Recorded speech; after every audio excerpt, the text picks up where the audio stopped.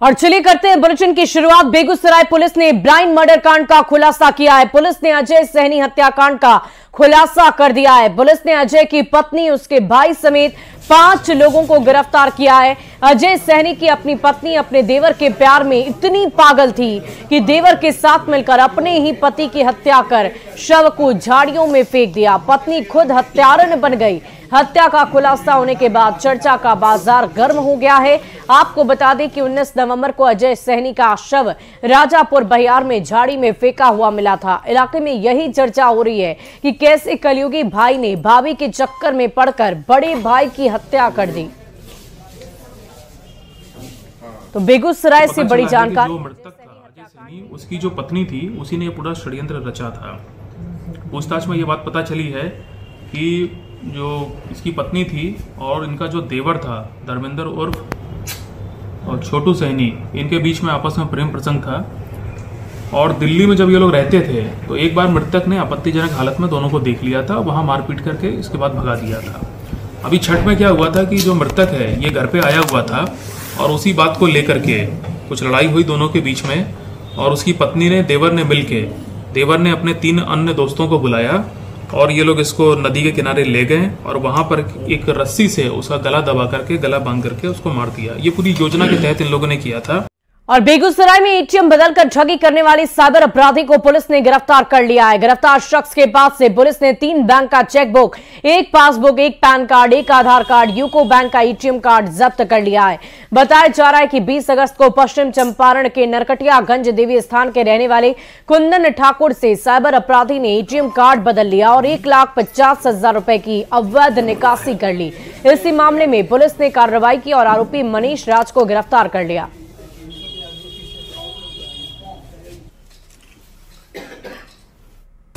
ये जो लड़का है मनीष राज, इसकी गिरफ्तारी हुई है। लड़का 25 साल का है और ये बख्तियारपुर पटना का गृह निवासी है। जब हम लोगों ने पूछताछ किया तो इसने पूरा अपना अपराध स्वीकार किया है। इसने बताया है कि जैसे हमारा जो ट्रैफिक चौक है वहां जो एटीएम है, तो ये लोग क्या करते हैं कि जब कोई आदमी एटीएम से पैसा निकालने एटीएम के अंदर जाता है, ये और इसके गैंग के 2-4 लड़के एटीएम के अंदर घुस जाते हैं और जब वो आदमी वहां पे पिन डाल रहा होता है तो ये लोग चोरी से उसका पिन देख लेते हैं। उसके बाद जब वो आदमी पैसा निकाल लेता है तो ये लोग उसको धक्का देते हैं। धक्का देने से उसका एटीएम कार्ड गिर जाता है और same to same ATM card ये लोग उसके हाथ में तुरंत पकड़ा देते हैं, ये बोल के कि हमने आपकी। और अगली खबर आपको सीतामढ़ी से बताएं, जहां बाजपट्टी प्रखंड के सुनवनी गांव में लोग चचरी पुल पर आने जाने को विवश हो गए। बाजपट्टी प्रखंड को सुरसंड प्रखंड से जोड़ने वाली इस चचरी पुल से हर दिन हजारों लोग आते जाते हैं। 8 साल पहले ये पुल ध्वस्त हो गया था और तब लोग ध्वस्त पुल की जगह चचरी रखकर आना जाना शुरू किया था, लेकिन अब तक पुल नहीं बन सका है। वहीं सीतामढ़ी जिला प्रशासन का दावा है कि नए पुल के निर्माण को लेकर सारी प्रक्रिया पूरी कर ली गई है। जल्द पुल का निर्माण कार्य शुरू कर दिया जाएगा। जायजा लिया संवाददाता राकेश रंजन ने। बिहार के मुख्यमंत्री नीतीश कुमार बिहार में सड़क और पुल पुलियों की जाल बिछाने का दावा करते हैं, लेकिन हम आपको एक खौफनाक तस्वीर दिखाने की कोशिश करता हूं। यह तस्वीर बिहार सरकार के विकास का जो दावा है उसको खोखला साबित करने के लिए काफी है, क्योंकि पिछले 8 साल से सीतामढ़ी के बाजपट्टी प्रखंड का यह सोनमोली टोल गांव है, जहां पिछले 8 साल से लोग चचरी पुल के सहारे आने जाने को विवश है और यह बाजपट्टी को सीधे सुरसंड से जोड़ता है। और आप तस्वीर देख सकते हैं, 8 साल पहले बाढ़ के दौरान यह पुल पूरी तरीके से क्षतिग्रस्त हो गया था और स्थानीय लोगों के द्वारा कई बार अपने जनप्रतिनिधियों से इस जगह पर नए पुल निर्माण की मांग की गई थी। वोट देने का आश्वासन मिला था और वोट देने के बाद भी पुल का निर्माण नहीं हो सका। और तस्वीर आप देख सकते हैं पुल की स्थिति क्या है, किस तरीके से चचरी पुल के सहारे लोग आ रहे हैं। बात करेंगे, बताइए कितनी परेशानी हो रही है? बहुत परेशानी हो रही है भैया। क्या आने जाने में परेशानी होता है। अच्छा। हाँ, रात को भी डर लगता है। रात को ज्यादा परेशानी होती है? और क्या, रात को और परेशानी लगता है। परेशानी होती है आने जाने में, रात बिरात जो भी है, कहीं टूट गया डर लगता रहता है। सब चीज के लिए परेशानी होती है सर। सब देख रहे हैं कि परेशानी क्या है सामने में और आज से नहीं है। हाँ, यह विगत करीबन 5-7 वर्षों से है। हाँ, और इसमें इतनी घटनाएं हुई हैं कि बहुत मोटरसाइकिल लेकर के लोग जो है इसे गिर गए। तो आप तस्वीर देख सकते हैं लोग कितने परेशान हैं, लोगों को कितनी तकलीफ हो रही है। इस दृश्य से अंदाजा लगाया जा सकता है, क्योंकि हजारों की तादाद में लोग आते हैं, जाते हैं और लोगों का कहना है कि लगातार यहाँ पर हादसे होते रहते हैं और लोगों की जान चली जाती है। बावजूद यहाँ पर जो समस्या है उसका निष्पादन नहीं किया जा रहा है, नदी पर पुल का निर्माण नहीं हो रहा है, तो सहज अंदाजा लगाया जा सकता है कि लोग कितने परेशान हैं। राकेश रंजन, न्यूज 18 सीतामढ़ी। और चोर कितना भी शातिर क्यों ना हो, कोई ना कोई सबूत छोड़ ही देता है। देहरादून के सबसे बड़े ज्वेलरी लूट मामले में गिरफ्त में आए 7 अपराधियों में से 4 आरोपियों का सुराग हाथ में पहने कड़ी और गले के लॉकेट ने ही खोल दिया।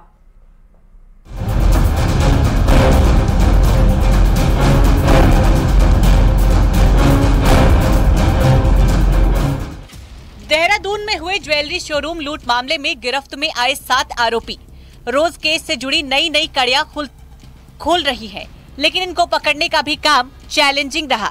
आरोपी घटना के बाद सबसे पहले अपने होलिये पर काम करते थे। बाल मुड़वाने से लेकर अलग अलग जगह पर अपनी दाढ़ी मूंछ कटवाते थे। शॉपिंग के लिए दूसरे राज्यों का रुख करते थे ताकि कोई इन्हें पहचान न सके, लेकिन पुलिस ने इनके हाथ के कड़े और गले के लॉकेट से इन्हें पहचाना। अब दून पुलिस को घटना में शामिल 2 आरोपी राहुल और अविनाश की तलाश है। दोनों ही बिहार में पहले से वांटेड चल रहे हैं। महाराष्ट्र, पश्चिम बंगाल, पंजाब, बिहार जैसे राज्यों में कई ज्वेलरी लूट की घटनाओं में होने की इनकी संलिप्तता रही। इसमें राहुल और अविनाश ये 2 और नए नाम आए हैं, जिसमें जो इस घटना में आए थे यहाँ पर और इनके द्वारा घटना मिलकर कारित की गई थी। ये सभी लोग बिहार के आसपास, पटना और उसके आसपास के जनपदों में निवासी वहाँ के और लगातार फरार चल रहे हैं। वहीं पूरे लूट की घटना की प्लानिंग 2 से 3 महीने तक होती थी, जहां जेल से गैंग लूट की वारदात का संचालन करता था, जिसमें 2 से 3 लड़कों की पूरी घटना का चार्ज दिया जाता था। लेकिन सबसे खास बात थी कि कोई भी किसी को नहीं जानता था।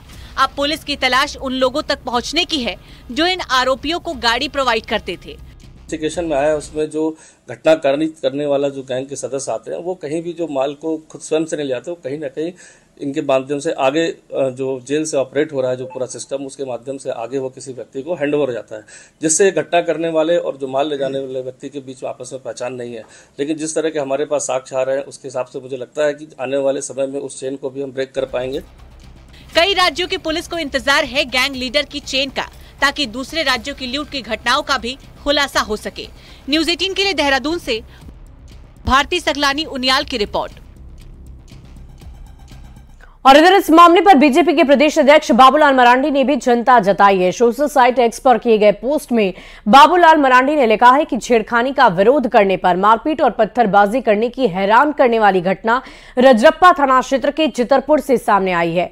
बच्चों का क्या कसूर है, सिर्फ ये कि वो हिंदू धर्म के हैं। बाबूलाल मरांडी ने यह भी लिखा कि प्रदेश की हेमंत सरकार धर्म की आड़ में दरिंदगी और अपराधियों का समर्थन करती है। बच्चियां अब स्कूल जाने में खुद को असुरक्षित महसूस कर रही है। सरकार कैसा झारखंड बनाना चाहती है वो ही स्पष्ट करे।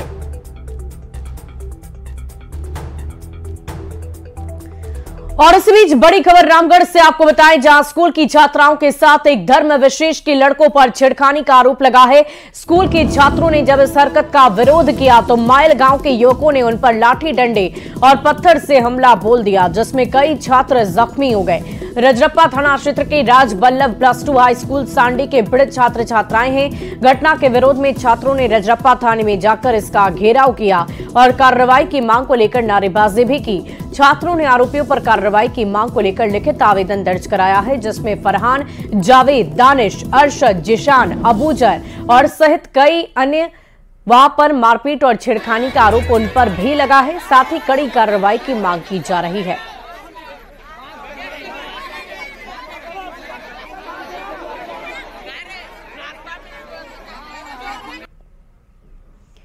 अगली खबर शेखपुरा से, जहां छठ पूजा की समाप्ति के बाद काफी संख्या में रोजगार के लिए महानगर की ओर पलायन करने को विवश हैं और ऐसे में वो रेलवे स्टेशन भी पहुंच रहे हैं और ऐसे में असामाजिक तत्व नशाखोरानी गिरोह की भी सक्रियता और ज्यादा बढ़ गई है। हालांकि रेलवे पुलिस लगातार यात्रियों से नशाखोरानी गिरोह से बचाव को लेकर अपील कर रही है। जीआरपी प्लेटफॉर्म पर घूम घूम कर यात्रियों को गले में सोने और कीमती सामान नहीं पहनने की सलाह दे रहे हैं। जागरूकता अभियान का जायजा लिया संवाददाता अजीत कुमार सिन्हा ने। छठ पूजा की समाप्ति के बाद लोग महानगरों की ओर पलायन कर रहे हैं और काफ़ी संख्या में देखा जा रहा है कि रेलवे स्टेशन पर काफ़ी भीड़ है। ऐसी स्थिति में पुलिस की भी जिम्मेवारी काफ़ी बढ़ गई है ताकि कोई अप्रिय घटना इस रेलवे स्टेशन पर नहीं हो। जीआरपी द्वारा अपील किया जा रहा है नशाखोरानी गिरोह से बचने के लिए और क्या क्या लोग सर्च कर रहे हैं, जांच भी कर रहे हैं, लोग सतर्क भी कर रहे हैं यात्रियों को ताकि कोई असुविधा रेल सफ़र करने में नहीं हो पाए। हम जानते हैं, क्या नाम हुआ सर आपका? कांस्टेबल 394 ऋषि कुमार। क्या सर लोगों से अपील? स्टेशन में काफ़ी भीड़ चल रही है और हम लोग अपना 4 जवान हम लोग की ड्यूटी मिली है जिसकी जिम्मेवारी छठ पूजा में काफ़ी भीड़ चल रही है। हम लोगों ने अनाउंस भी करी है नशाखोरानी से बचाव के हेतु पॉकेट मारों से सावधान रहें, मोटरसाइकिलों से सावधान रहें और बैग वगैरह देख रहे हैं इसमें कुछ लवारिश सामान कोई बैग ऐसा मिल जाए या फिर कहीं दिखाई दे उसको चेक कर रहे थे उसमें कुछ मतलब नशीला पदार्थ या विस्फोटक सामान ऐसा कुछ मतलब सर्च करें ताकि पैसेंजर लोग को यात्री में किसी को दिक्कत ना हो, वही सर्च करें। काफ़ी भीड़ है और हम लोग की जिम्मेवारी है वो हम लोग अपना ड्यूटी कर रहे हैं। तो बिल्कुल जीआरपी पुलिस द्वारा लगातार ये प्रयास किया जा रहा है कि यात्रियों को कोई असुविधा नहीं हो, बिल्कुल सतर्क रहने के लिए और सावधान रहने की भी बात कही जा रही है ताकि जब भीड़ बढ़ जाती है रेलवे में तो निश्चित रूप से जो असामाजिक तत्व के लोग हैं या नशाखोरानी गिरोह के लोग हैं काफ़ी सक्रिय हो जाते हैं। ऐसी स्थिति में यात्रियों को भी सजग और सतर्क रहने की जरूरत है। अजीत कुमार सिन्हा, न्यूज़ 18 शेखपुरा। और राजधानी रांची में रेलवे स्टेशन पर आरपीएफ की ओर से नशाखोरानी गिरोह से बचने के लिए जागरूकता अभियान चलाए गए। साथ ही रेल यात्रियों को इस शातिर गिरोह से बचने के लिए कई तरह की सलाह दी गई है। हाल ही में रांची रेल मंडल में नशाखोरानी के 2 केस सामने आ चुके हैं। इस मामले में 3 आरोपी पकड़े गए हैं। ऐसे में आरपीएफ का जागरूकता अभियान बेहद कारगर साबित हो रहा है। और अधिक जानकारी दे रहे हैं न्यूज़ 18 संवाददाता संजय सिन्हा।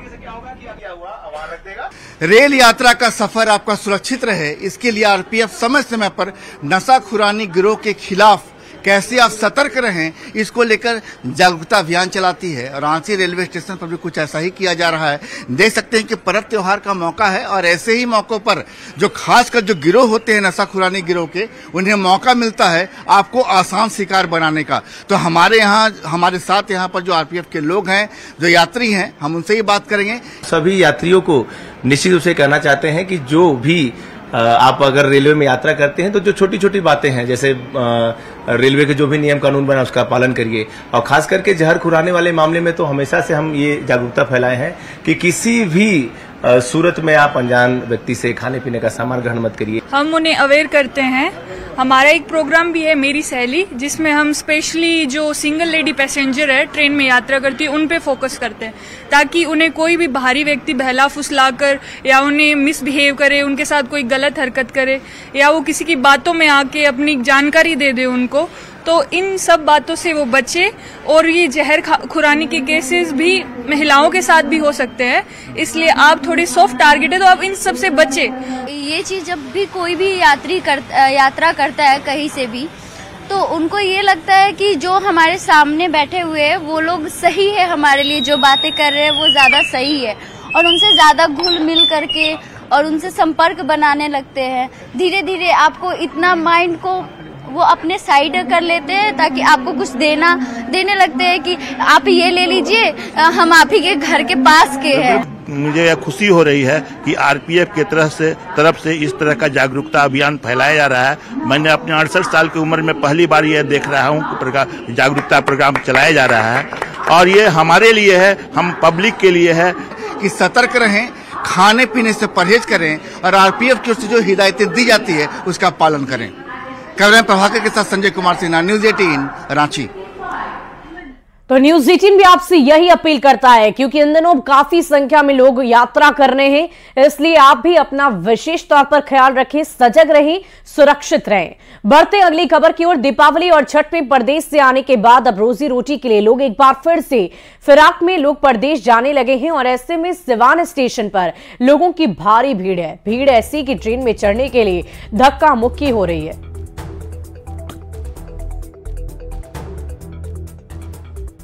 दिल्ली से आ रहे थे उस टाइम तो बहुत हालत खराब थी। यहाँ भी यही हाल है जाने के लिए। हाँ, अभी तो पटना जाना है। परेशानी हो रही है? हाँ, बहुत ज्यादा परेशानी, हर जगह जाने के लिए बहुत ज्यादा। इस बार कुछ ज्यादा ही भीड़ है। जो ऐसे जाएगा उन लोगों को टिकट भी नहीं मिल रहा है। हाँ, टिकट नहीं है उसके लिए परेशानी। क्या कहेंगे आप? बढ़िया है। अरे देखिए, पूजा के बाद तो लौट रहे हैं लोग, तो भीड़ तो होना ही है। हाँ, लेकिन जिसके पास टिकट है उसके लिए प्रॉब्लम नहीं है। और शादी एक पवित्र बंधन है जिसे शुभ मुहूर्त में ही किया जाता है।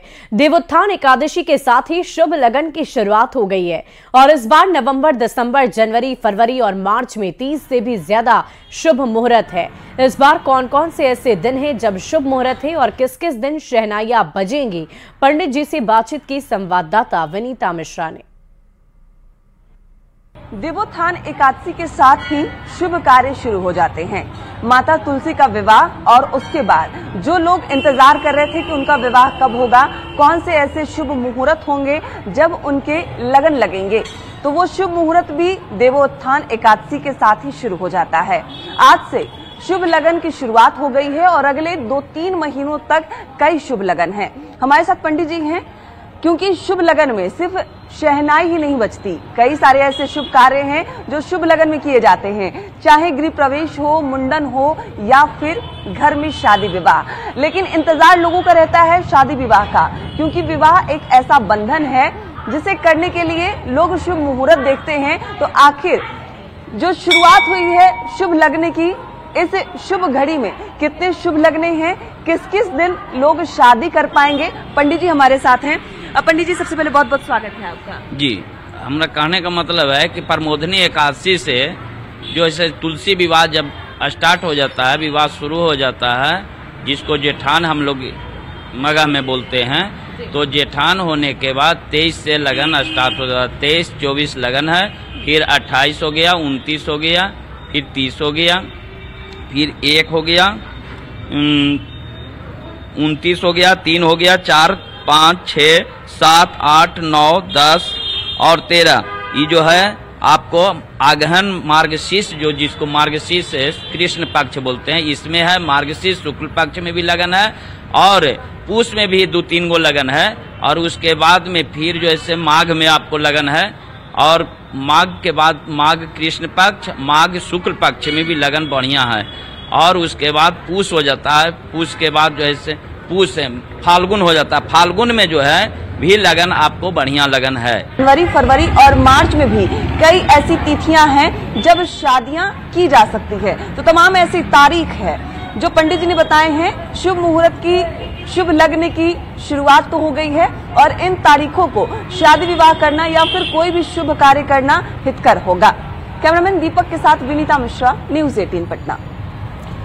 और जमशेदपुर पुलिस ने 3 अलग अलग थाना क्षेत्र से 6 अपराधियों को गिरफ्तार कर लिया है। इनके पास से कई हथियार और चोरी के सामान जब्त कर लिए गए हैं। दरअसल साक्षी के गौशाला ग्राउंड के पास कुछ अपराधी बहुत बड़ी साजिश रच रहे थे, तभी पुलिस ने लोडेड पिस्टल और मैगजीन के साथ 3 अपराधियों को गिरफ्तार कर लिया है। जबकि परसूडी में मोबाइल छिनतई के केस में एक अपराधी को पकड़ा गया।